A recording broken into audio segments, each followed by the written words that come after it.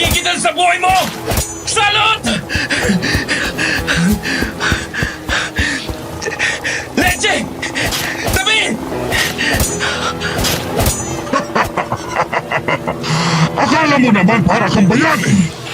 Nandito ka sa baryo ko kaya ako ang masusunod dito. Dayo ka lang.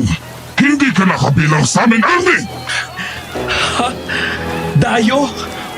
Mukhang hindi mo na nga ako nakikilala. Kapitan, nalimutan mo na yata ang pinakamalaking kasalanan mo sa akin. Erne, huwag kang padalos-dalos. Wala akong atraso sa'yo, Arnie. Wala pa nga akong ginagawa sa'yo. Sinungaling! Pinatay mo ang mama ko! Dito mismo sa kinatatayuan natin! Kaya dapat lang na dito ka rin mamatay!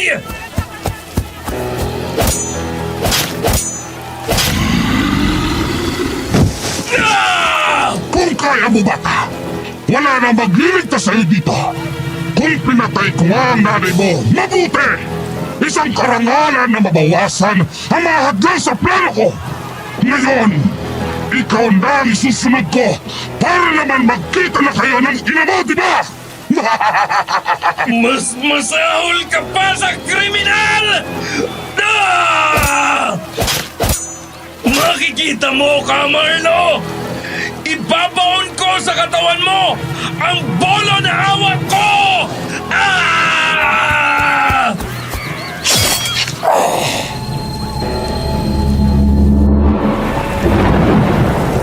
Elsa, kumapit ka lang sa akin. Ligtas tayo dito sa bahay. Hindi tayo pababayaan ng Panginoon. Ipanalangin natin na umuwing buhay si Ernie at iba pa kasama niya. Loli, natatakot po ako. Paano kung mas malakas sa mga kampo ng kapitan? Albularyo lang si Ernie. Hindi siya sundalo para magtagal sa laban kung ganito mga halimaw ang kalaban. Paano kung hindi na siya natin maabutan bukas? Hindi ko kakayanin, Lola. Diyos ko! Iligtas niyo po kami!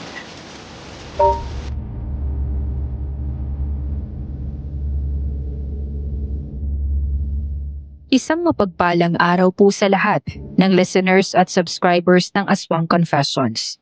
At sa inyo po, Miss Ligaya. Ako po si Erne, isang tagapakinig mula sa Zamboanga. Bilang maraming naging karanasan noon sa mga aswang, ay napagpasyahan kong ibahagi din ang kwento ko. Isa kasi akong albularyo.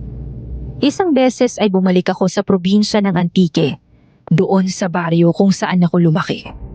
Nabalitaan ko kasi na bawal daw doon ang dayo. Nakapagtataka. Pero ang tunay kong pakay talaga doon ay ang paghihiganti. At ito na nga ang nangyari.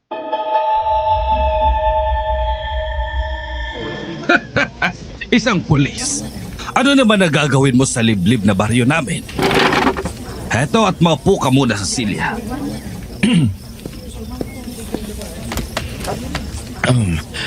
Mag-iimbestiga sana ako, Kapitan. Nandito po kasi ako para sana magtanong tungkol sa mga batang nawawala. Dito daw sila huling nakita ayon sa mga nakakita. Bah, imbestiga ka mo. Paano sila makikita dito, sir? Pinagbabawalan na namin ang mga dawi dito. Masyado kasi silang sakit sa ulo, nanggugulo. Yun kasi ay ayon sa witness, Kapitan. Kaya pwede po ba ako maglibot dito at magtanong-tanong? Pwede naman. Kailan ba ito matatapos? Bawal ang dayo dito sa amin, sir. Baka manggulo din kayo. Nako, hindi po, Kapitan. Nandito ako para gawin lang ang trabaho ko. Aalis naman ako agad kapag tapos na. Mabuti. Mabuti naman kung ganon. Huwag ka na rin, sir, lumabas sa gabi. Masyadong delikado dito sa amin. May mga ligaw na hayop palagi. Ganon po ba? Huwag po kayong mag-alala, Kapitan.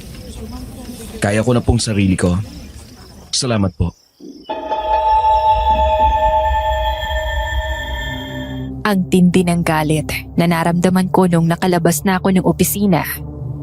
Bata pa lang ako ay kilalang kilala ko na ang kapitan. Matagal na itong may masamang ugali.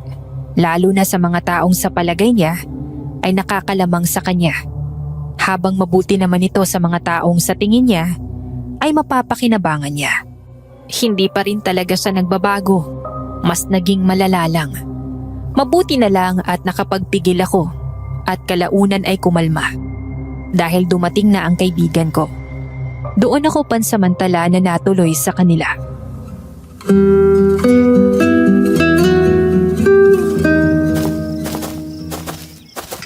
Bakit ka pa bumalik dito? Hindi mo ba alam kung gaano kadelikado dito? Nasisiraan ka na yata ng bait Ernie naman. Elsa, dahan-dahan naman sa pagilan ng braso ko. Huwag ka mag-alala. Ang alam nila ay pulis ako. Hindi ako nakilala ng hayop na kapitan na yon. Kahit na. Mabuti na kahit ikaw man na makalaya sa kasuklam-suklam na baryo na to. Pero ano tong ginagawa mo? Bakit bumalik ka pa? Tama na muna itong pagtatalo natin. Doon tayo mag-usap sa bahay ninyo. Nandun pa rin ba si Lola Erlinda? Oo, nandun siya. Hindi na masyadong makalabas dahil may sakit.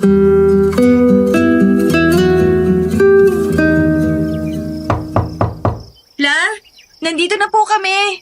Pakibukas naman po ng pinto. Siya at pupunta na. Sandali lang.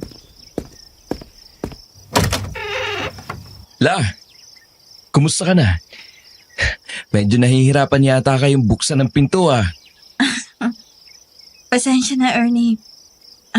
Nakakaya naman. Hindi kasi ako marunong mag-ayos ng pinto kaya medyo tagilid na siya.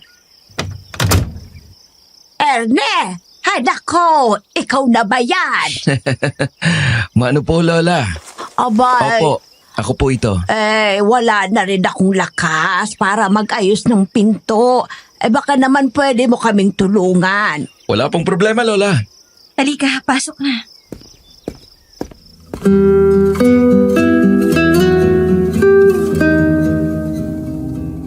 Nakituloy ako kila Elsa pansamantala. Kahit maliit ang bahay nila ay mukhang maaliwalas naman. Nakakuha ng pansin ko ang mga sibuyas na nakasabit sa bintana. Marami rin silang santo na gawa sa kahoy. Nakasabit ang mga yon palibot sa pader. Alam kong relihiyoso ang pamilya nila Elsa. Pero ramdam kong hindi lang ito dahil sa pagsamba nila.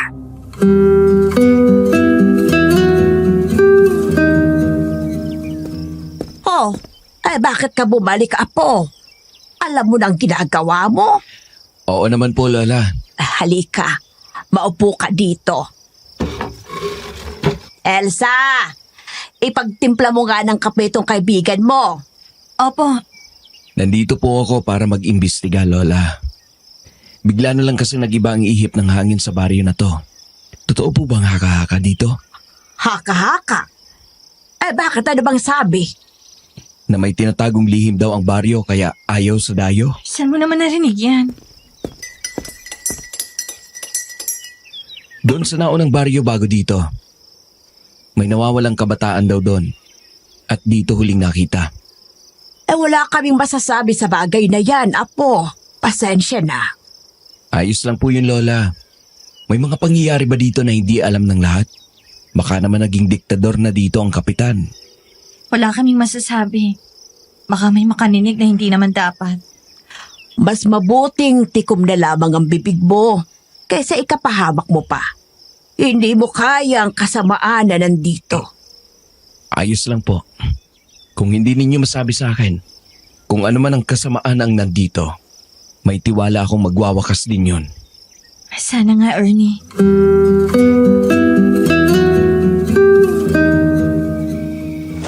Masaya ako para sa'yo, Ernie. Isang pulis. Isang malaking karangalan yan. Salamat. Nga pala, wala ba talagang bumibisitang otoridad dito? Wala talaga. Mukhang ayaw din nilang makialam. Hindi mo ba talaga kayang sabihin sa akin ang nangyari dito? Ikapapahamak natin lahat yan. Basta tandaan mo lang, huwag ka nang lumabas mamayang gabi. Mas ligtas ka sa umaga. Bakit mas ligtas ako sa umaga? At saka pansin ko lang bakit ang daming nakapalibot na bawang sa bintana ninyo? Panlaban ba yan sa mga elemento? Parang ganon. Kahit anong tanong ko kay Elsa ay tikom ang bibig niya. Upang panindigan ang pagpapanggap ko, ay naglibot ako sa baryo. Lahat ng pwedeng maging ebidensya ng kanilang lihim ay talagang hinahanap ko. Pero wala ako makita. Sa paglilibot ko ay doon ko nakilala si Nante, isang trabahador sa opisina.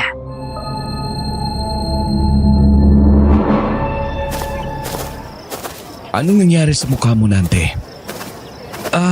Wala to sir. Tumama lang ang pisngi ko sa pader. Nadulas kasi ako. Kailangan mo ba ng tulong para gamutin? Wag na po. Ayos lang to. Bakit po pala kayo napadpad dito? Trabaho kasi. May nakita ka bang mga bata na ganito ang itsura nang mapadpad dito? Nawawala ba sila? Tingnan ko nga po yung litrato. Napansin mo ba sila dito? Sabi kasi ay nawawala sila. Parang nakita ko na sila. Talaga? Saan? Nakita ko sila dun sa likuran ng opisina nun. May bakanting lote dun at may maliit na sapa. Naglalaro sila pero kinabukasan hindi ko na sila namataan. Salamat sa impormasyon na ito, Nante. Walang anuman po. Sir Ernie, naniniwala po ba kayo sa aswang? Aswang? Bakit naman? Wala po. Naisipan ko lang. Pulis po kayo kaya siguradong hindi. Hindi kayo maniniwala sa mga kwentong bayan lang. Sige po sir, alis na ako. Dapat na rin po kayong umuwi at magagabi na. Delikado na po kapag gabi eh. Dapat kong makausap si Nante bukas.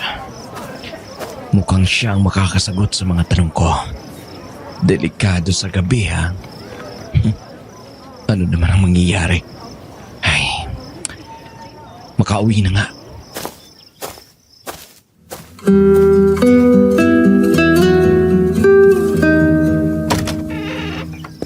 Ernie, bakit ngayon ka lang? Padilim na sa labas, halika na. Nagmamadali ka yata. Akin na.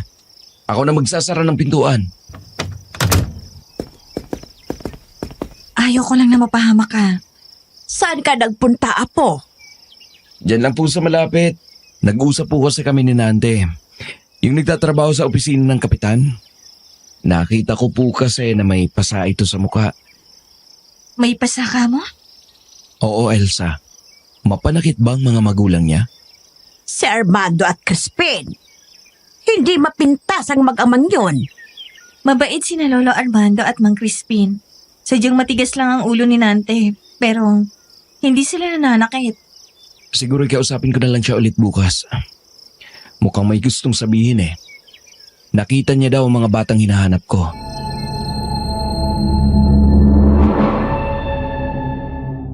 Panay ang palit ko ng pwesto sa pagkahiga. Hindi ko alam pero hindi talaga ako dinadalaw ng antok. Siguro dapat hindi ako uminom ng kape bago matulog. Ilang beses pa ako ulit nagpalit ng pwesto hanggang sa nagpasya na akong tumayo at kumuha ng tubig sa kusina. Nadaanan ko ang kwarto nila Lola Erlinda at Elsa. Doon ay napatingin ako. Bahagyang nakahawi ang kurtina sa pinto. Naaninag ko doon si Lola na nakaluhod sa gilid ng kanyang kama at nagdadasal. Nagdadasal pa sila kahit na ganoong oras na? Akala ko ay normal na yon sa dalawa, lalo na relihiyoso sila. Pero hindi lang pala yon ang dahilan. Dahil sa gabing yon, doon ko pala malalaman ang nagpaparamdam sa kanila ng matinding takot.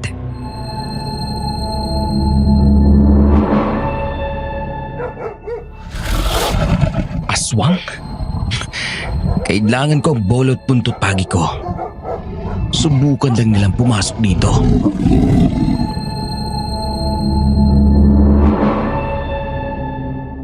Hinalughog ko ang gamit na dala.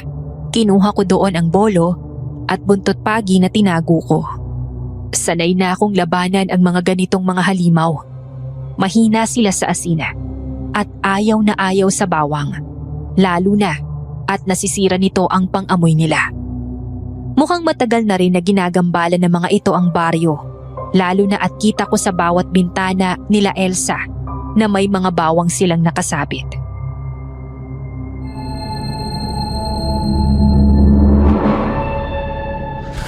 Mukhang umaaligid sila dito. Kailangan ko na ding magdasal para hindi sila makalapit. Si Elsa yun ah. Bakit siya umiiyak? Mabuti pa itago ko na lang itong buntot pagi. Baka makita pa nila at magtaka na ito ang dala ko, imbis na baril.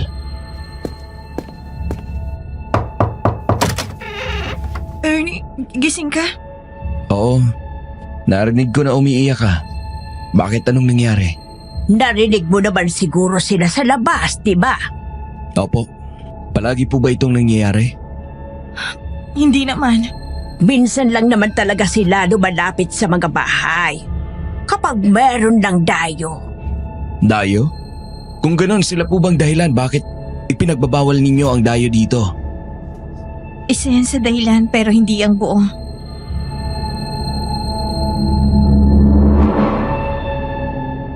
Kinaumagahan ay agad akong naglibot sa baryo para sana tignan ang mga bakas ng aswang. Pero ang mga naabutan ko lang ay mga mahabang talahib na ngayon ay nakahilay. Mukhang dito sila tumakbo paalis papunta sa gubat. Isa sa napansin ko ay ang biglaang pag-ilap ng mga tao. Tila ayaw nila akong makausap.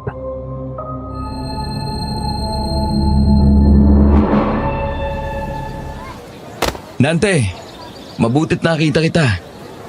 Magandang umaga. Sir, nandito pa po kayo. Oo. Hindi pa kasi ako tapos sa misyon ko. Mabutit mukhang kahit paano ay naging mabuti na ang itsura ng pasamo. Ginamot ko na kagabi, sir. Kagabi pala, tungkol dun sa sinabi mong aswang. Aswang? Oo, mukhang totoo sila. Nakapaligid sila kagabi sa bahay na tinutuluyan ko. Sir, kung ganun, kailangan mo nang umalis. Hindi pa pwede, Nante. Hindi pa ako tapos sa baryo na to. Pero, nasa panganib na ang buhay mo. Huwag kang mag-alala. Ayos lang ako. Kaya kong sarili ko. Pulis ka nga pala. Basta mag-ingat kayo, sir. Ang kapitan, medyo naiinip na kasi ang tagal mo daw pong umalis. Talaga? Oo. Ayaw na ayaw niya kasi sa mga dayo. Kahit kami, hindi kami pwedeng umalis dito. Mapagpanggap ang kapitan kasi kaya akala mo mabait. Marami ang may galit sa kanya pero walang naglalakas ng loob. Bakit ba kasi siya galit sa dayo? Akala ko ba pati kayo ay ayaw na may dayo? Wala na po akong masasabi. Ikakapahamak natin. Alis na po ako, sir. Ingat po kayo.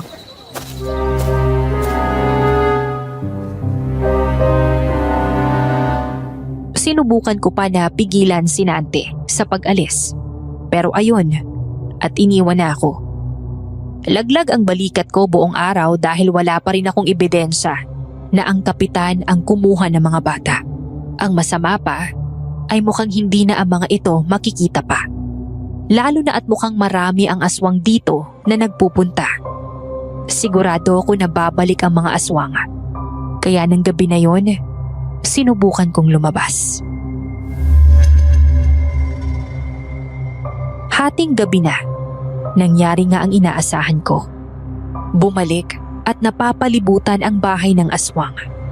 Gusto ko man lumabas pero mukhang delikado dahil mas marami ang bilang nila kaysa sa akin.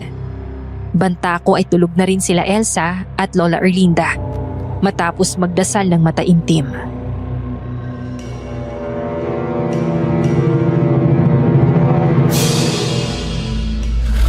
Nandito ng buntot pagi.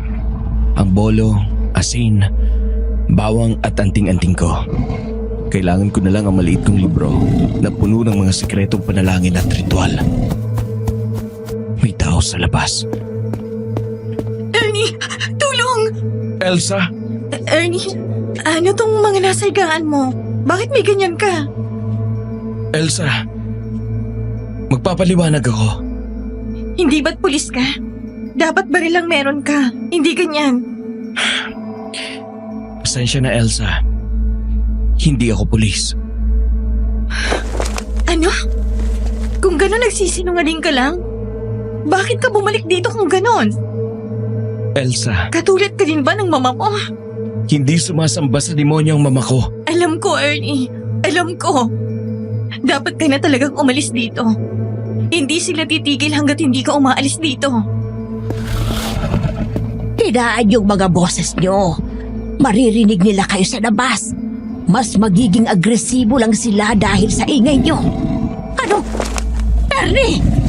Dapat na talaga siyang umalis dito, Lola. Bukas na bukas din. Hindi ka pulis? Hindi po. Pero totoo po na nandito ako para hanapin ang mga bata. Ernie, ano itong pinasok mo? Isa ka din bang mambabarang kagaya ng ina mo? Lola, hindi. Hindi po ako mambabarang. Isa po akong albularyo. Mabuti at hindi ka sumunod sa iyong ina. Natatakot ako para sa iyo, apo. Paano kung malaman ng mga tao dito na nagpanggap ka lang? Sigurado akong babalikan ka ng kapitan. Kaya nga kailangan na niyang umalis, Lola. Ano ang magagawa ng isang manggagamot sa dosenang aswang? Lola, nandito po ako para... Akala ko guni-guni ko lang pero mukhang may tao na talaga sa labas. Paano kung inatake pala ito ng mga aswang? Lola, isa po ako manggagamot. Pero hindi po ako nandito para manggamot. Nandito ako para magiganti. Ernie, bakit hawak mong buntot pagi at bolo? Saan ka pupunta? Ernie, huwag kang lumabas! Mapapahama ka! Kailangan ko pong lumabas. May tao sa labas na kailangan ng tulong ko. Pero marami sila, Ernie. Nag-iisa ka lang. Anong laban mo sa mga halimaw na yon? Hindi nila ako masasaktan, Elsa. May hawak akong panlaban sa kanila. Suot ko rin ang anting-anting ko. At pati na rin ang rosaryo. Pero Ernie, mapanganib! Dito lang kayo. Huwag na huwag kayong lalabas ng bahay. Ano man ang mangyari.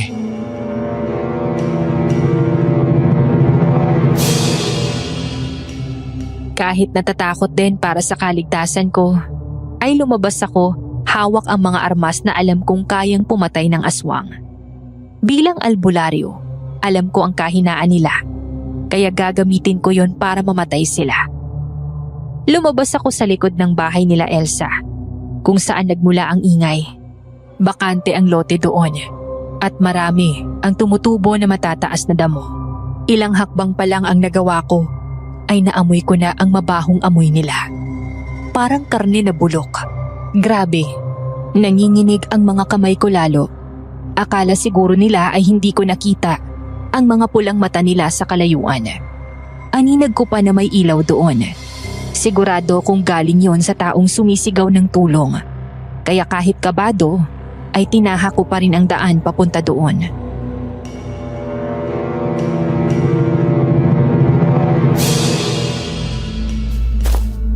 Buti na lang at dinala ko ang bolo. Sa gabal talagang mahahabang damo na to eh. Dante!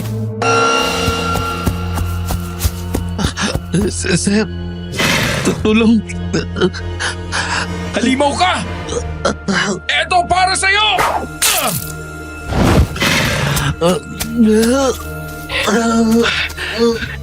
Napuruhan ako. Isa lang. Pero tumakbo ito papalayo.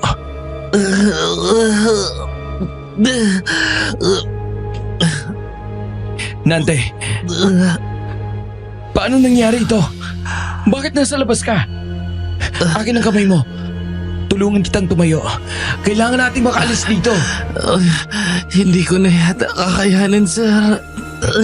Kaya mo ito, Nante. Sige lang. Nante, kailangan mong tumayo.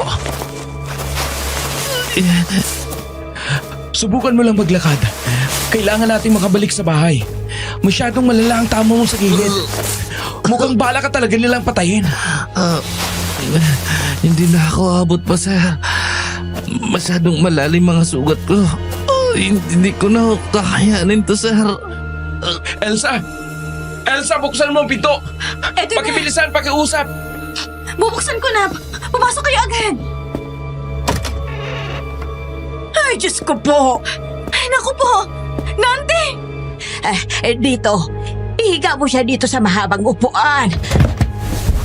Ay, naku, ang mga dugo! Elsa, baka pwede kang kumuha ng malinis na tubig at tuwalya? Oo, kukuha ko.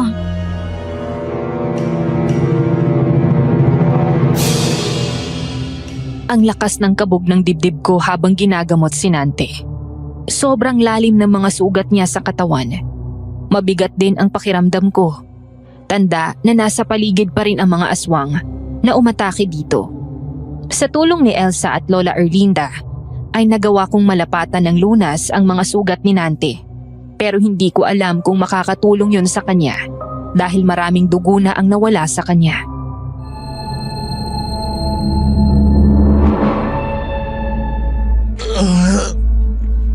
Sir,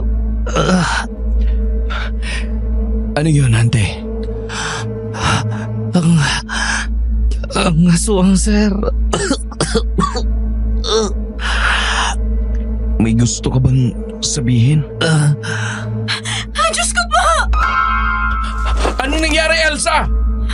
Sumilip ako sa bintana, Ernie. Kasi medyo humina ng ingay nila pero kitang-kita ko ang lapit pala nila. Ang lapit nila dito sa bahay. Ganyan talaga sila.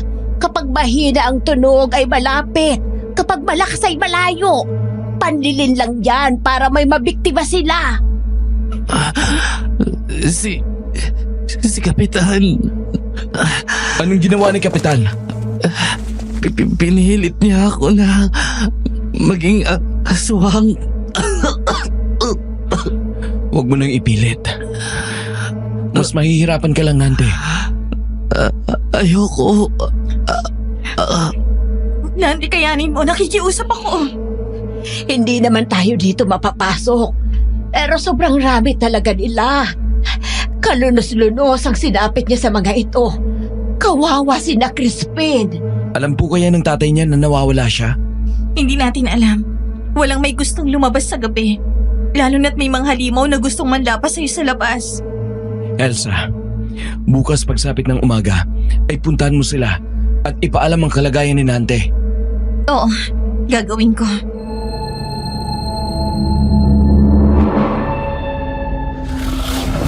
Alas 2 na pero hindi pa rin sila umaalis. Mabuti na lang pabalikwas ako at nagising. Ernie, kinukuskus nilang bubong. Anong gagawin natin? Nasaan si Lola Erlinda? Huwag ka mag-alala. Hindi sila makakapasok.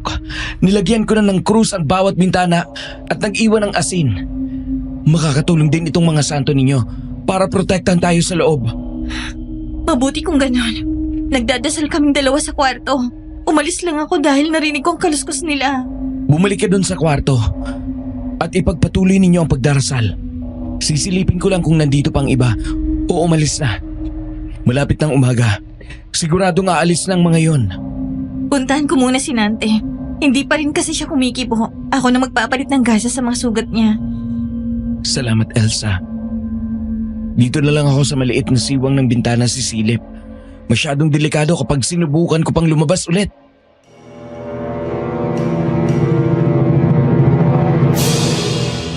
Kitang-kita ng mga mata ko noon ang mga aswang sa labas. Sa totoo lang, iba ang amoy na meron sila. Parang bulok na karne. Sa lahat ng mga nakita kong aswang, sila yata yung pinakakakaiba. Kasi ang katawan nila ay parang malaking aso.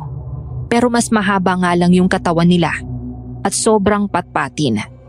Halos wala na nga silang balahibo. At kitang-kita ang itim at kulubot nilang balat. Noong una, naguluhan pa ako kung bakit sila biglang umatras at nawala.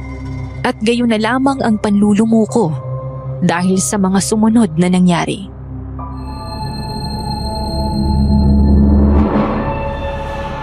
Ernie! Si Nante! Bumalik ka dito! Bilisan mo! Anong nangyari? Si Nante! Ayaw niyang gumising. Ginawa ko yung tinuro mo na ilagay ang daliri malapit sa ilong para tingnan kung humihinga siya. Pero wala. Hindi na siya humihinga, Ernie. Mga halimaw! Mas tumitindi lang ang galit ko sa inyo mga kampo ng demonyo! Ano? Ano nangyari kay Nante? Eh bakit? Hindi na kinaya ni Nante, Lola. Ay, Diyos ko, Nante.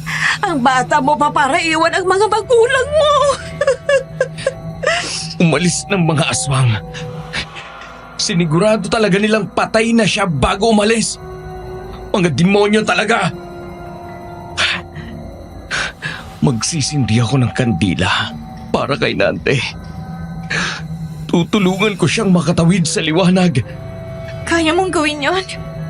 Oo naman. Babalik na muna ako sa kwarto.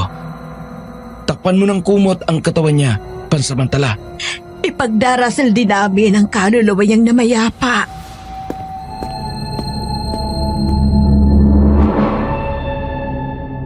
Bumalik ako sa kwarto. Sa maliit na mesa ay nagsindi ako ng puting kandila. Binuklat ko ang maliit na libro at hinanap doon ang panalangin para sa mga namayapa. Kumuha din ako ng insenso at sinindihan yon. Alam ko, hindi matatahimik ang kaluluwa ni Nante, pero kailangan ko siyang tulungang makatawid para wala nang makapanakit sa kanyang kaluluwa. Kinaumagahan ay nagising na lang ako sa malakas na iyak mula sa labas.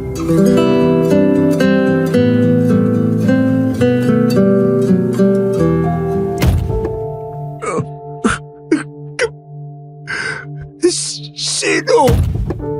Sino ang may gawa nito, anak ko? Nante, anak ko. Bakit ito? Ernie, mabutit gising ka na. Nandito na ang tatay ni Nante. Tana, nagpaalam na sa akin si Nante kagabi. Payapa siyang tumawid sa liwanag. Crispin, Armando, nandito na si Ernie. Salamat sa tulong, Ernie. Wala pong anuman. Kung kailangan po ninyo ng tulong sa pagpapalibing sa kanya, ay tutulungan ko po kayo. Salamat, Ernie. Alam kong ginawa ninyo ang lahat. Mailigtas lamang ang apo ko. Nagpunta lang naman siya sa trabaho nung umaga. Pero hindi na umuwi kagabi. Ang sabi sa akin ay may pinaggagawa daw ang kapitan sa kanya. Kaya hindi na makakauwi. Binanggit niya ang kapitan bago namatay. Ay, bakit? Ang kapitan ba ang may gawa nito sa kanya? Hindi po, Lolo Armando. Mga aswang po.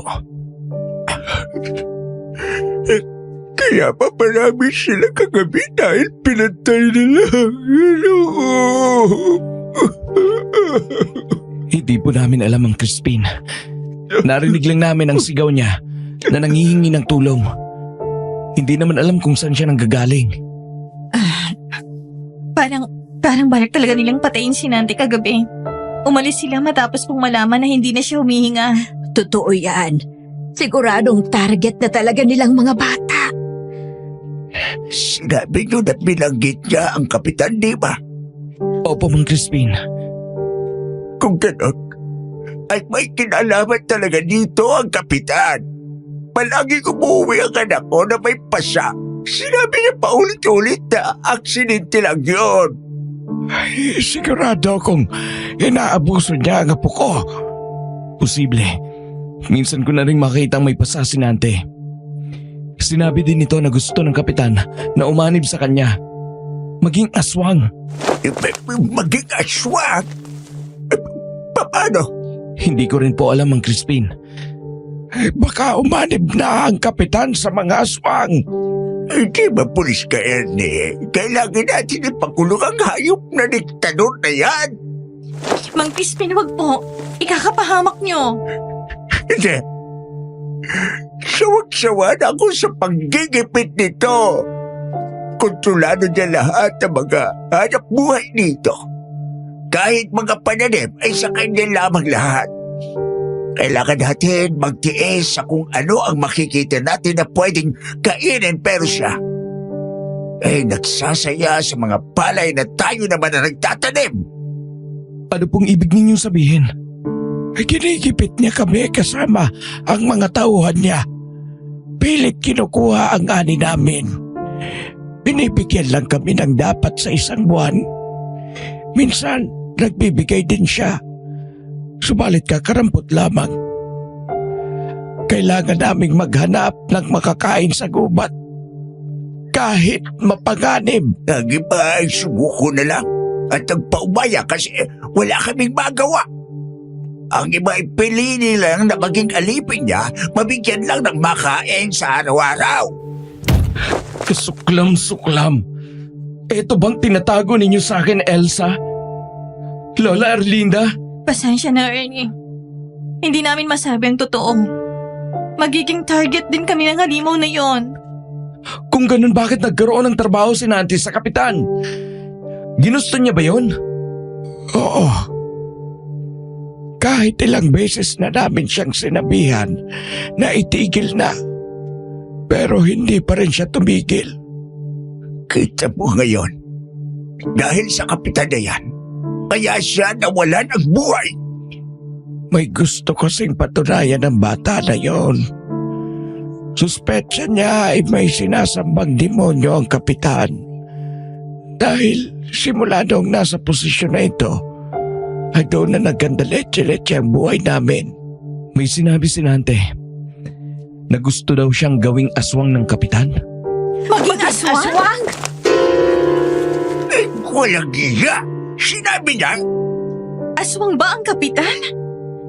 Kilala na natin siya matagal na. Walang may lahing aswang sa kanilang pamilya. Wala nga. Pero sa ginawa niya sa pamilya ko,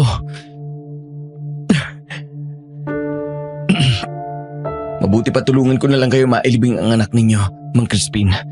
Huwag po kayong mag-alala. Aalamin ko ang tunay na misteryo sa baryo na to at tutulungan kayo magiganti. Salamat. Salamat, Ernie. Isa kang pulis, di ba? Tutulungan mo naman ako. Gusto ko bumawi sa mga pumaslang sa anak ko. Opo, Mang Crispin. Lalo na sa ganid na kapitan na yon. Alam kong may tinatago ang taong yon. Kailangan lang nating mapalabas sa lungga.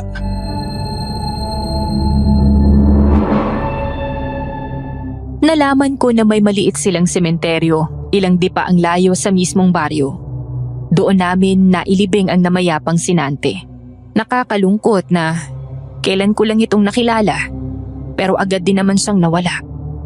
Mas lumalim lang ang galit ko sa kapitan na yon at mas dumagdag ang kagustuhan ko na gantihan siya sa pinakamasakit na paraan. Kailangan ko lang talagang malaman ang tunay na dahilan kung bakit gustong-gusto ako nitong umalis kaagad.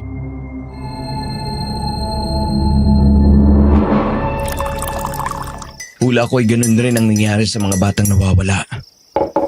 Totoo talagang hinahanap mo? Oo naman. Kailangan ko lang magpanggap na pulis para hindi ako makilala ng kapitan. Kahit maliit pa ako noon ay baka makilala ako nito kapag hindi ako nagpanggap na ibang tao. Isang albularyo ha. Isa kang manggagamot, di ba? Paano mo lalabanan ng mga aswang? Alam ko ang kahinaan nila.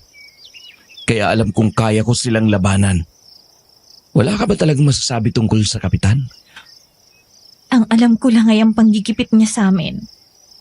May suspetsya ako sa ginagawa niya pero ebidensya. Wala akong. Tanging malalapit lang sa kanyang may alam ng katotohanan. Bawal din naman kami makialam dahil buhay namin yung nakasalalay. Ayokong gumawa ng ikapapahamak ko.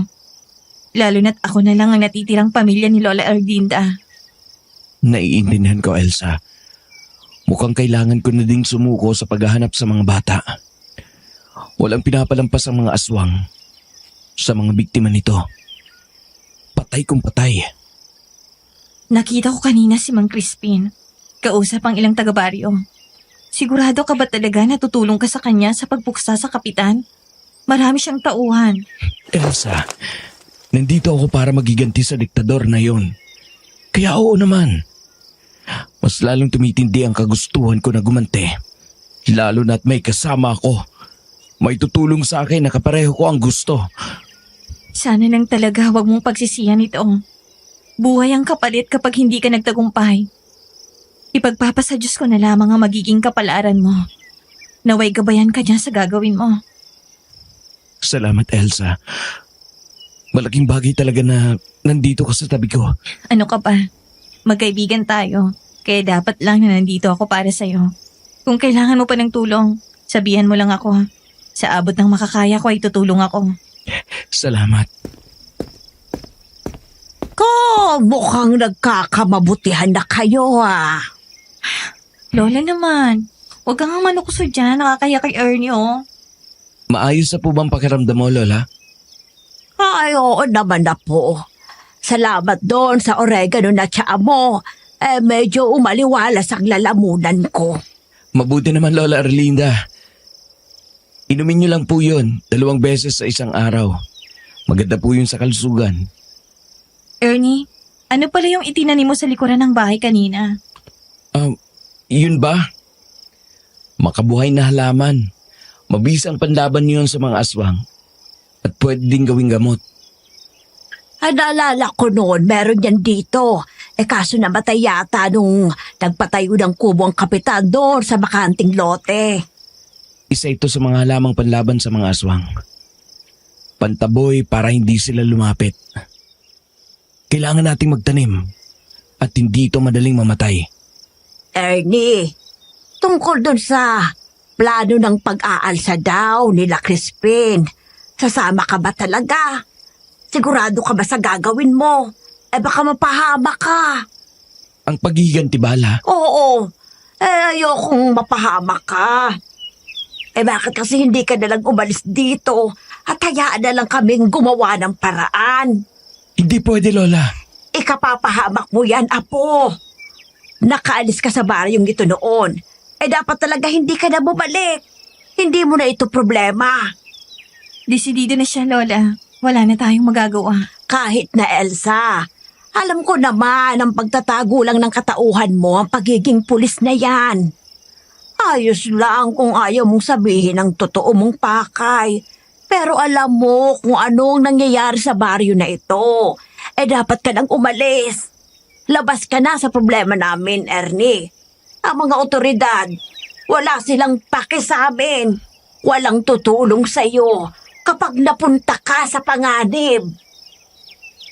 Lola, naiintindihan ko ang gusto ninyong iparating. Pero nandito na po ako. Ayaw kong umatras. Maghihiganti ako kahit kapalit ito ay buhay ko. Pinatay ng kapitan na yan ang nanay ko. Kahit wala itong ginagawa na masama, mambabarang ito. Pero hindi siya kailanman nanakit sa mga tao dito. Pero sa huli, ay pinatay pa rin siya. Pinatay siya sa harap ko na walang kalaban-laban. Kaya ano man ang nangyari, ay gaganti ako. Kahit mamatay pa ako, magawa ko lang. Ernie, naiintindihan ka namin. Nag-aalala lang kami sa'yo. Pero kung ganyan talagang gusto mo, sige, susuporta ako. Kung ang paghiganti lang ang makapagpapagaan ng loob mo, wala na kaming magagawa.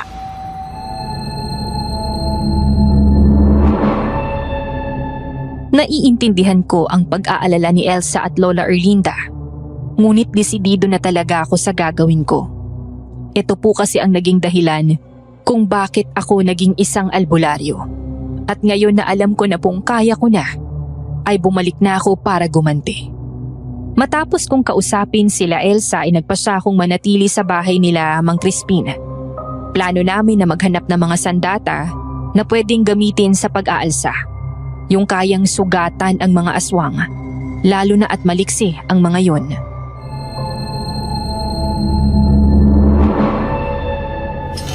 Sabihin mo nga sa akin, Ernie. Bakit ang dali mo lang sumang-ayon sa ganitong pagre-rebelde kayong isa kang pulis? Hindi ka ba mawawala ng trabaho sa gagawin mo? Mang Crispin, sa totoo lang hindi talaga ako pulis. Kung gano'n, bakit ka nandito? Bakit tutulungan mo kami sa paghiganti na ito? Dahil kailangan ko din pong magiganti. Maghiganti? Hindi ka naman taga rito, Ernie. Hindi ka naman siguro minamaltrato ng kapitan. Dito ako lumaki, Mang Crispin. Paano? Paano dito ka lumaki? Hindi niyo po ba ako namumukaan? Bata pa po ako nung umalis ako kasama ang lolo ko. Siguro, mahirap na talaga ako mamukaan lalo na at lumaki na ang katawan ko. Malayo dun sa patpating kong katawan noon. Huwag mong sabihin na hindi posible. Ang kwento ng kapitan ay namatay kayong pamilya. Mukhang naalala niyo na po ako. Kahit kailan, sinungaling talagang kapitan na yan. Hindi ako makapaniwala. Ikaw si Rene. Ikaw ang anak ni Rosa, yung sinasabi na mambabarang. Ako nga po. Pero Ernie na po ang pangalan ko ngayon. Pasensya na hindi ako nakatulong noon. Tinago ng kapitan ang totoong nangyari. Ang sabi niya ay kampun daw ng mga demonyo ang nanay mo, kaya galit kami. Pero hindi namin alam na ang kapitan pala ang may pakana ng pagkawala ninyo. Pinatay ng kapitan ang nanay ko sa harap ko mismo. Ano? Kitang-kita ko kung paano niya sinaksak si mama. Sinasabi niyang kampo ng mga demonyo si mama. Pero ang totoo ay ang kapitan talaga ang mismo. Pasensya na, Erne. Kung wala ako noon, mukhang matagal na talagang masama ang kapitan at habang tumatagal, ay mas lumalala lang siya. Wala lang talaga kaming magawa dahil hindi pa kami ganon katapang lumaban. Nagsisisi ako. Kung sana naging matapang lang ako, una pa lang sana hindi namatay ang anak ko. Nasa huli nga talaga ang pagsisisi. Pero sigurado ako masaya na sinante para sa iyo, Mang Crispin. Kaya talaga kailangan na nating pigilan ng kapitan. Kung hindi natin makuha sa salita, gumamit na lang tayo ng dahas. Sobrang-sobra na ang kasamaan niya dito.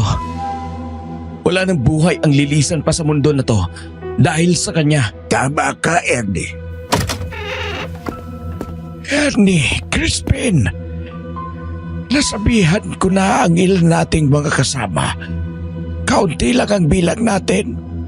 Nasa 70 lang ata. Lalo na at ang iba ay takot. Marami na yan, Lolo Armando.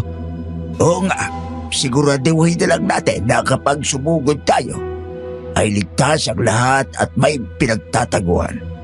Erne, nasabihan mo na ba sila Elsa? Opo, nasabihan ko na sila. Doon daw sila magtatago sa kubo na pagmamay-ari ni Lola Erlinda sa sakahan. Sapat ng distansya nun para hindi sila makita ng mga aswang kung sakali. Ito ba yung kubo doon na ilang ang layo sa mismong baryo? Opo. Sasamahan ko sila doon bago tayo sumugod. Mabuti naman. Ako na lang ang sasama sa mga bata at kababaihan na magtatago doon sa sakahan. May nakita ako daw maliit na irigasyon. Mabuti.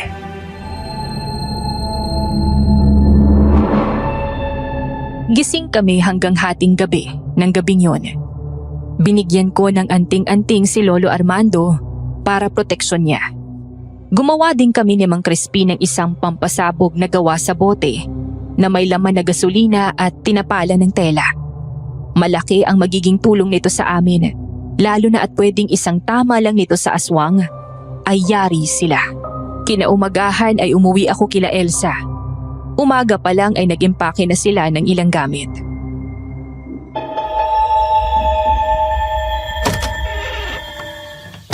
Oh, Ernie. Akala ko ba din ka muna kina Mang Crispin? Babalik din ako mamaya. Nandito lang ako para tingnan ang lagay ninyo. Kumusta kagabi? May umaaligid na naman bang mga aswang? Sa kabutihang palad wala naman. Nakakapagtaka nga. Lalo na't halos gabi-gabi naririnig ko sila. Kumusta na nga palang paghahanda nyo? Maayos lang naman. Bukas ng gabi na. Mabuti. Nakahanda na kami ni Lola. Sasamahan ko kayo dun sa pagtataguan ninyo bago kami sumugod. Ipagkakatiwala ko din pala sa iyo ang buntot pagi na hawak ko. Pero paano ka? Hindi ba ito yung panlaban mo sa mga aswang? Huwag kang mag-alala. Marami akong panlaban sa kanila. Basta dapat bukas ng hapon ay aalis na tayo. Sa ngayon, hinahanap lang namin ang lungga nila. Tuso din ng kapitan eh. Kung ganon, totoo nga talagang aswang ang kapitan. Wala pa kaming sapat na ebidensya pero sigurado ako. Sila Mang Crispin na tagasunod ng kapitan ang mga aswang na umaaligi dito. Ay, Diyos ko. Tauhan ng kapitan? Oo, dahil may nakakita sa kanya noon. At ngayon lang naglakas loob magsalita. Sabi ng lalaki ay nakatayo daw ang kapitan noong gabi na yon. Habang ang aswang ay nasa harap niya at maamong sumusunod noong tinataboy niya ito. Sobra naman. Paano niyang napasunod? Hindi natin alam. Tsaka nagdadalawang isip din akong paniwalaan. Dahil ayon sa lalaki ay lasing daw siya noon at pauwi na. Ang dami talagang tinatago ng kapitan na yan. Ang galing niyang maglihim. Kaya rin siguro ayaw nitong umalis sa pwesto at namimili tuwing eleksyon. Baka may koneksyon sa mga nakakataas. Kaya kahit anong nangyayari dito sa baryo ay walang nakakalabas. Baka nga. Oh, Ernie, nandito ka na. Opo, Lola Erlinda. Kararating ko lang. Ay, kumusta naman ang inyong paghahanda? Hindi na ba natin talaga maiiwasan ang pagdanak ng dugo dito sa baryo? Ay, Pasensya na, Lola. Mukhang hindi na talaga. paano na lang kung mapaslang kayo? Paano ka ba makakabalik dun sa lolo mo? Ayos lang po ako, Lola. Kaya nga po ako gumamit ng ibang katauhan, di ba? Nandito ako para magiganti sa kapitan. At hindi ako aalis hanggat hindi ko nagagawa ang nais ko. Sana hindi ka magsisi sa gagawin mo, Ernie. Hindi talaga. Lalo na at alam kong nararapat lang ito para sa kanya.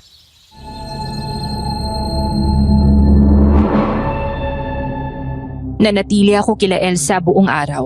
Madalas ay pinapaalalahanan nila akong mag-ingat at kung ano-ano pa na mga habilin. Natutuwa talaga akong nakahanap ng ikalawang pamilya sa kanila. Hinahangad ko lang talaga na mabuhay sila ng payapa at mas naging desidido pa akong ituloy ang balak. Isa na sila sa mga rason kung bakit kailangan kong gawin ang paghihiganti. Sisiguraduhin kong hindi na dadatnan ng umaga ang kapitan bukas. Isisiwalat ko sa buong baryo ang tunay niyang pagkatao at mga tinatago niyang lihim.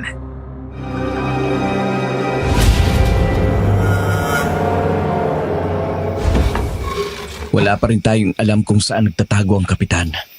Bigla na lang siyang nawala doon sa bahay nila. Maghintay na lang tayo kay tatay. Sigurado akong may alam na ito pagbalik niya. Sana nga. Hindi ka ba nagsisisi sa pagsama sa amin? Maaari kang mamatay dahil dito. Desidido na po ako, Mang Crispin. Alam mo ang kwento ko. Bumalik talaga ako dito para magiganti at hindi ako aalis dito hanggat hindi ako nagtatagumpay. Naalala ko talaga sa iyo sinante.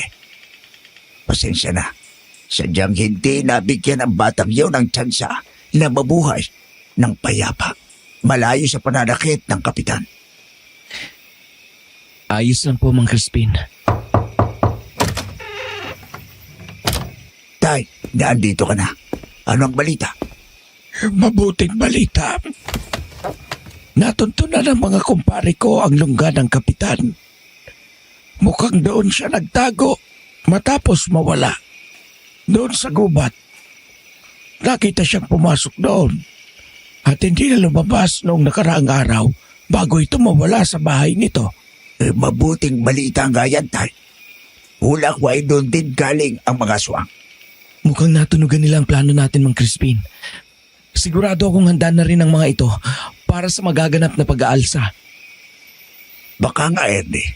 Kaya dapat lang na maging matapang tayo. Kasi wala namang tutulong sa atin kahit anong gawin natin. Sigurado akong galit na galit ang kapitan, lalo na sa iyo. Wala na akong pake. Kung galit siya na hindi ako umalis agad. Mas lamang ang nararamdaman kong galit para sa kanya sa totoo lang. Kung ano man ang nililihim niya, Ibubunyag natin yon at tuklasin para wala na silang mabiktima. Tama ka, Ernie. Gusto ko rin ipagiganti ang anak ko. Siya na lang ang naiwang alaala ng asawa ko sa akin pero napabayaan ko pa. Namatay siyang walang kalaban-laban.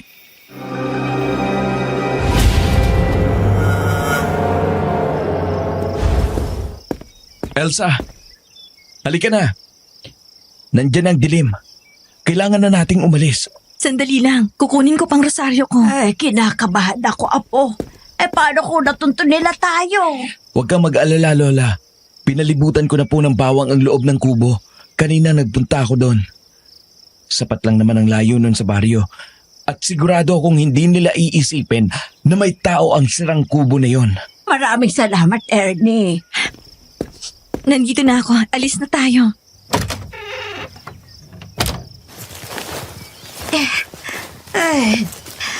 Pasensya na at mahina na talaga ang katawan ko. Patuloy lang kayo sa paglalakad. Lola naman, hindi ka namin pwedeng iwanan. Kaya ko naman po kayong buhatin, La. Magsabi ka lang kung kailangan mo na.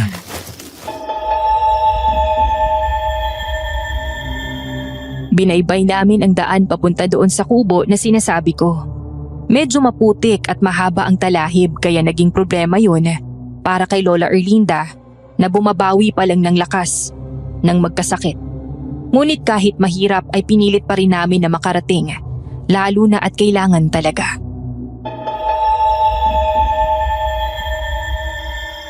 Gamitin nyo itong trapal, Elsa.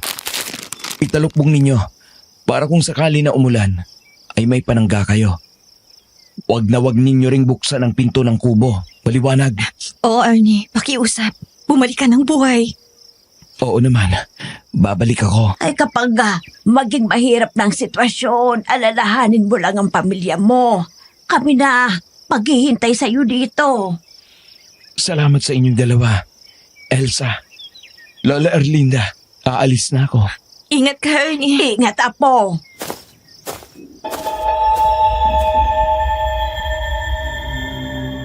Habang tinatahak ko ang daan pagbalik sa baryo, ay walang tigil ang pagkabog ng dibdib ko. Nagsisinungaling ako kung sinabi kong hindi ako kinakabahan. Natatakot din ako. Takot akong magkamali at hindi magtagumpay sa paghihiganti na ito. Pero alam ko sa sarili kong kakayanin ko. Lalo na at may mga taong umaasa sa akin. Ang paghihiganti na ito ay hindi lang para sa akin, kundi para na rin sa mga mahalaga sa akin.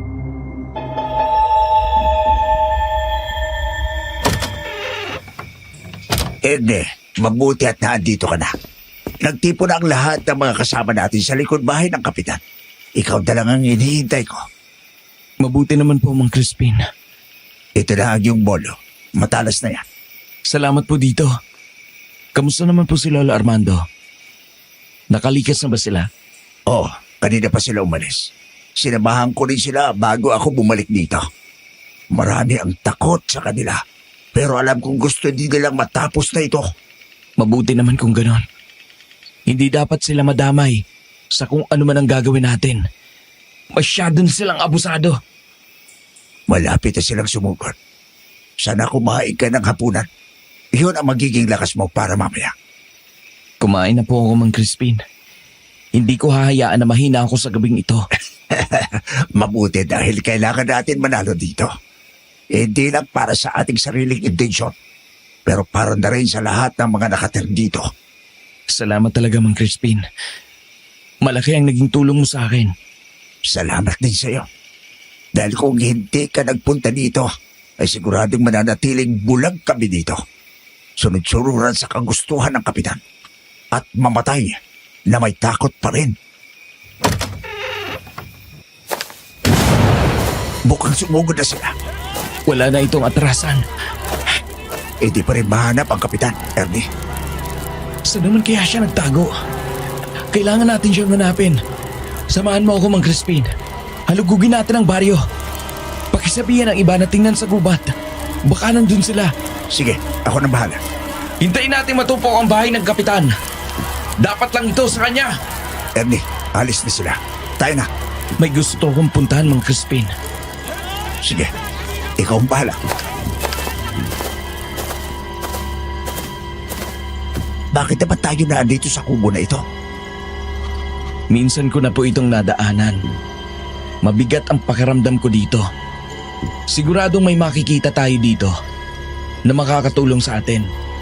Pagmamay-ari ng kapitan ang kubo na ito, Trabaho niya lang ang may alam ng laman ito. Interesante. Tingnan natin. Tingnan natin at baka may tinatago siya rito. Baho? Baho? Pwe! Parang patay na daga. Baho talaga. Pasukin lang natin. May ilaw ka ba dyan, Mang Crispin? Sandali. Sindihan ko lang ang suluko. Hayop! Anong lugar to? Hindi ko kayang tingnan. Erde, labas na ako.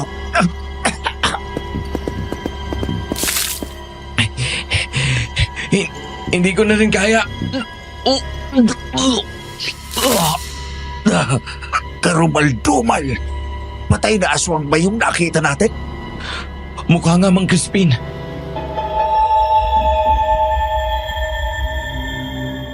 Bumaliktad talaga ang sikmura namin ni Mang Crispin matapos makita kung ano ang laman ng kubo na yon. May nakasabit na ilang patay na katawan sa loob.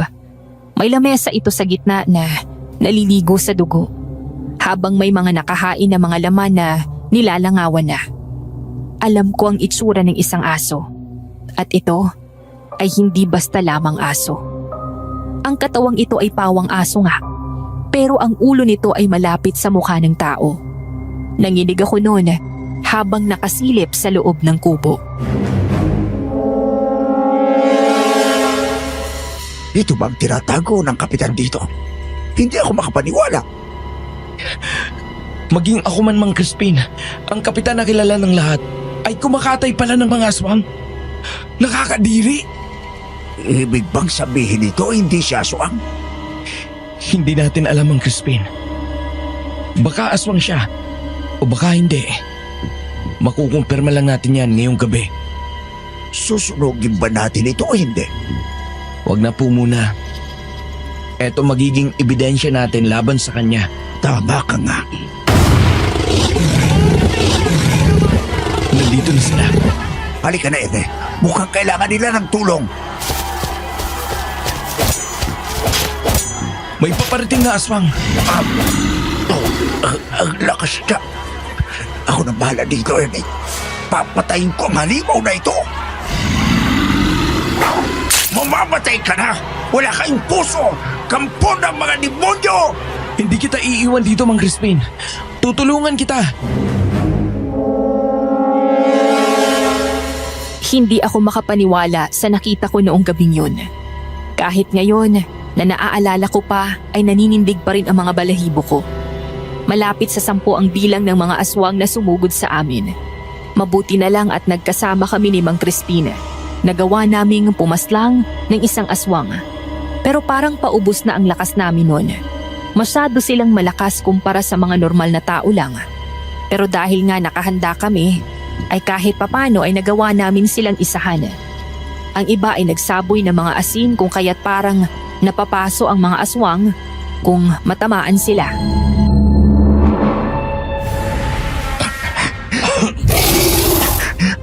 Nakita ko na ang kapitan. Saan? Walang giha. Pulang-pula ang mata niya. Nakakasindak. Mang Crispin! Bakit, Ernie? Mukhang alam ko na ang nililihim ng kapitan.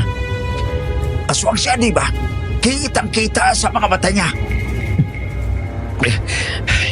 Hindi lang siya aswang, Mang Crispin. Kitang-kita ng 2 mata ko ang usok na umaaligid sa katawan niya. Usok? Wala naman ako nakita. Mukhang alam ko na kung para saan ang nasa kubo.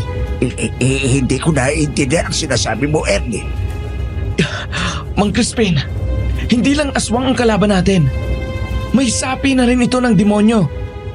Ang kapitan ang tunay na sumasamba sa demonyo at ginagamit niya lang ang mga aswang na yan para maging alay. Ano? Paano ko nasabi, Ernie?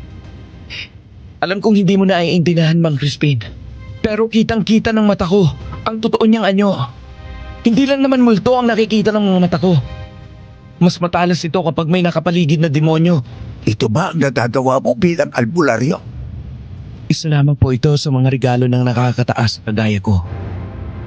Pero paano po pa rin nasabi na ang mga patay na aswang na yon na nakasabit ay alay lang? Mukhang hindi mo po yata napansin dahil nauna kang lumabas kanina. Pero kung may maliit na altar, doon malapit sa bintana. Hindi ako makapaniwala, Ernie. Naiintindihan ko, Mang Crispin. Kahit ako'y pinipigilan ko lang ang sarili kong masuka habang naiisip ang katotohanan na to. Kaya ba dito napapasunod ang mga aswang dahil sa demonyo? Maaari, kagaya ng kay Nante, pinipilit sila at magiging alipin na lang na sunod-sunuran. Hindi ko alam kung makakaya natin ito, Mang Crispin. Lalo na at halang na talagang kaluluwa ng kapitan. Sana'y tulungan tayo ng Diyos. Kung mamatay man ako, mamamatay akong lumalaban, Ernie. Halika na, Mang Crispin. Tapusin na natin ang kaibangan na to. Kapitan! Hayop ka! Akong kikitil sa buhay mo, salot!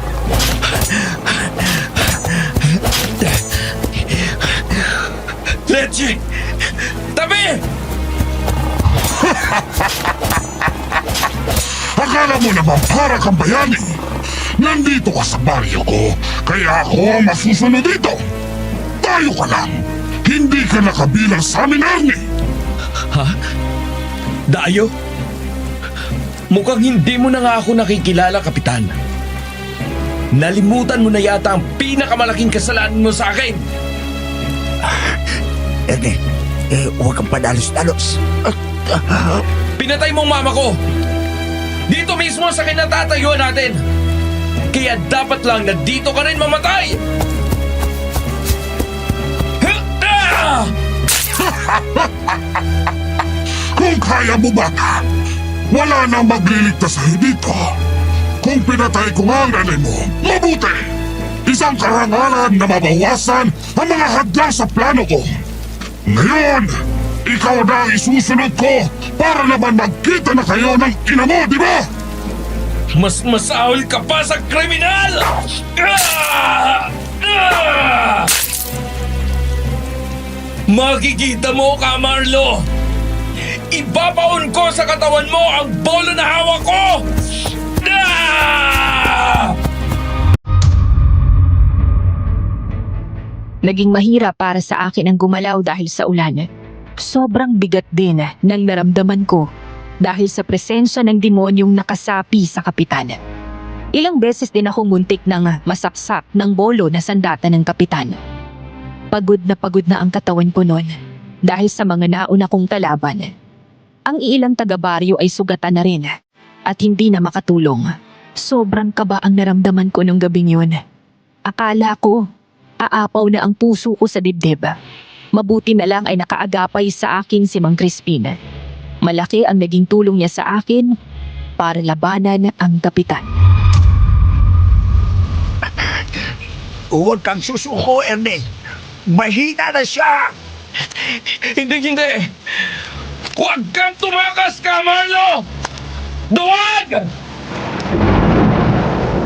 Maubos na kasi kayo! Ah! Mukhang may plano silang umatras, Ernie. Bilang na lang sa isang kamay ang mga aswang na natitira. Sugatan ng kapitan. Sigurado akong hindi siya makakalayo. Tingnan ko muna ang lahat ng mga kasama natin. Mukhang malaki din ang naging pinsala ng mga yon sa grupo natin. Sige, Mang Crispin. Babalik agad ako para magamot sila. Dako, ayos lang, marunong kami magtapal ng sugat. Tapusin mo na ang dapat natapos ng pa. Naniniwala kaming kaya mo. Sinundan ko ang naging bakas ng kapitan habang ang mga aswang naman na natira ay tumakbo na sa gubat. Hingal pa rin ako dahil sa laban at mahapdi ang ilang parte ng katawan. Sinundan ko siya hanggang sa kubo na pagmamay-ari niya. Nadatnan ko yung kapitan doon na mahina. Sunog ang ilang katawan nito at madaming sugat.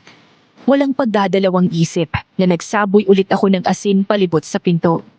Hindi ko na siya hahayaang makalabas pa. Hanggang dito ka na lang, Kapitan. Hindi mo na matatakasan ang kapalaran mo sa kamay ko! Akala mo ba, hindi ko malalaman ang tunay na kulay mo? Bakit mo pinatay si Nante, ha? Hayop ka! Masakit ang asin sa balat, di ba? Sumagot ka! Bakit? Dahil nalaman niya ang totoo. Panira ka sa plano ko, bata. Dapat sa akin ang buong baryo na to. Dapat sa akin na to. Hindi mangyayari yon. Dahil mamamatay ka na dito! Para ito sa mama kong pinatay mo! Para kay Nante! Para sa lahat ng tao sa baryo! At para sa mga buhay na dinamay mo!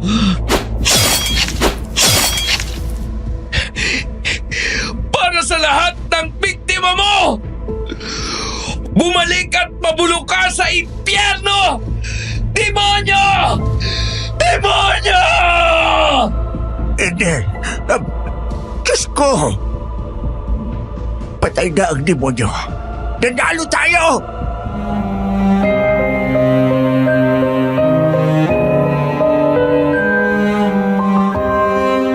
Kahit malakas ang ulan, ay dinig na dinig ko ang tuwa sa mga sigaw ng mga taga-baryo. Napahagulgol ako habang nakayakap si Mang Crispin sa akin.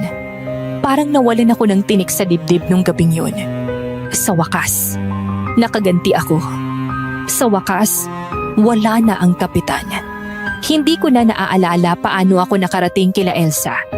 Pero sabi nila Lola Erlinda, ay nawalan na raw ako ng malay matapos silang makita na ligtas.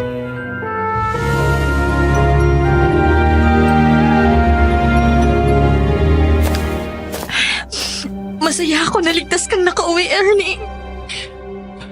Masaya din ako, Elsa. Ano na plano ninyo ngayon?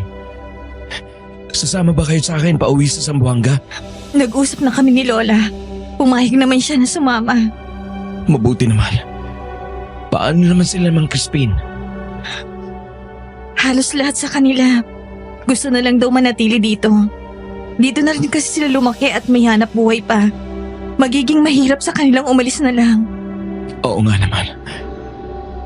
Sige, tutulungan ko na lang silang proteksyon na nitong baryo. May ilang aswang pa na nawawala. Kaya hindi pwedeng maging kampante sila. Kumusta naman ang pakiramdam mo? Nawala bang galit mo? Pati ng kapitan. Gumaan ang dibdib ko, Elsa. Alam kong sisingilin ako ng Panginoon sa ginawa ko kapag namatay ako. Pero sa ngayon, payapa ng loob ko na ipagiganti ko ng mama ko. Naligtas ko kayo at payapa ng baryong ito. Malaki ang utang na loob ng mga taga-baryo sa iyo, Ernie.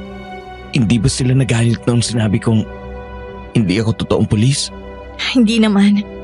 Hindi ka naman nila namukhaan nun. Pero nang sinabi ni Mang Crispin ang totoo, naalala ka ng ilan sa kanila. Nagsisi din sila sa hindi pagtulong sa pamilya mo noon.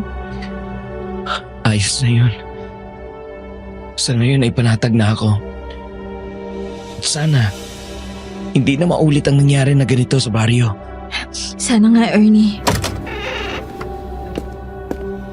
Ernie, balita ko ay alis ka na raw.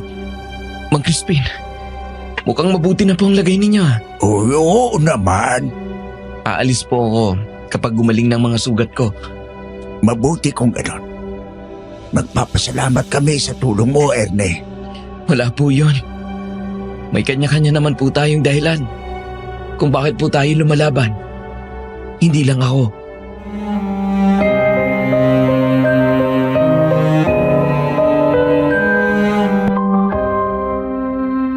Nanatili ako ng 1 linggo doon kila Elsa at tinulungan ang mga taga-baryo sa pagtatanim ng makabuhay na halaman sa kanilang mga paligid. Tinuruan ko din sila ng ilang dasal na nagtataboy ng mga aswang. At binigyan ko sila ng lana na umaapaw lang kapag may aswang na malapit. Hindi ko malilimutan ang alaala na yon sa baryo. Umalis ako doon matapos silang matulungan, kasama sila Elsa at Lola Erlinda. Dinala ko sila sa Zamboanga. Kalaunan ay nagkaroon kami ng relasyon ni Elsa, na natapos din matapos ang 1 taon. Sa ngayon ay wala na akong balita kay Elsa.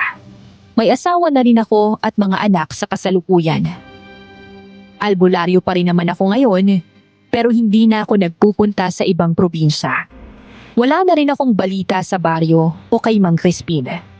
Sa ngayon ay pinili ko na lang na mabuhay ng payapa at pinakita sa Diyos na nagsisisi ako sa naging mga kasalanan ko. Mabigat ang paghihigante at mas mabigat na kasalanan sa Diyos ang pagpatay ng tao. Kaya sana ay huwag itong tularan ng mga nakikinig. Maraming salamat po sa pakikinig. Muli, ako po si Ernie, ang inyong tagapakinig.